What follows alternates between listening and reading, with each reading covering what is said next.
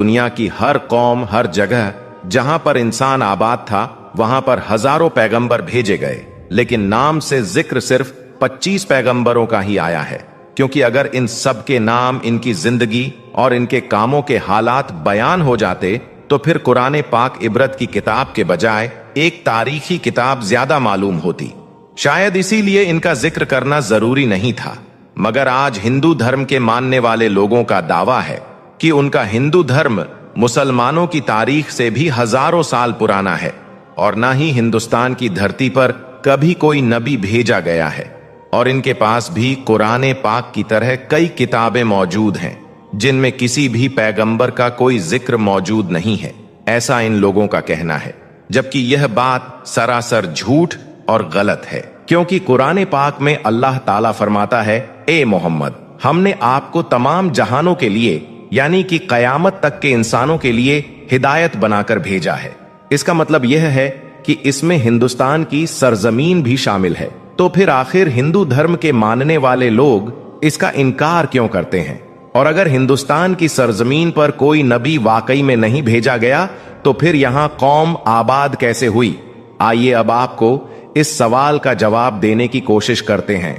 दोस्तों, हिंदू धर्म के मानने वाले लोगों का दावा है कि हिंदू धर्म दुनिया का सबसे पुराना धर्म है।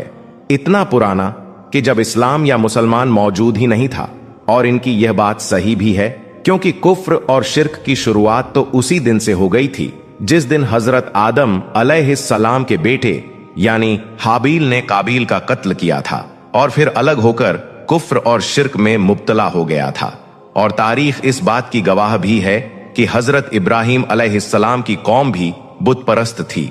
और यही नहीं, अल्लाह के प्यारे नबी हजरत मोहम्मद सल्लल्लाहु अलैहि वसल्लम के ऐलाने नबुव्वत से पहले खाना काबा के अंदर भी 360 बुत मौजूद थे, जिन्हें फिर मक्का फतह के बाद तोड़ दिया गया था।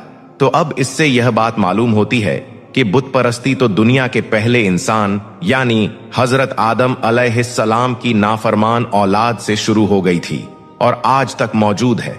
मगर इसका ताल्लुक किसी धर्म या मजहब से नहीं है, बल्कि गुमराही से है, और जो कि शैतान करवाता है। अब जहां तक हिंदुस्तान की धरती की बात है, तो यहां पर भी इन लोगों की हिदायत के लिए यकीनन कई पैगंबर भेजे गए, जिनकी कुछ तालीमात का जिक्र दिया गया है, जिसमें बताया गया है कि खुदा का कोई शरीक नहीं है, वह एक है, उसकी कोई औलाद नहीं है। मगर फिर भी लोग उसकी कई मूर्तियां बनाकर उनकी पूजा करने लगे।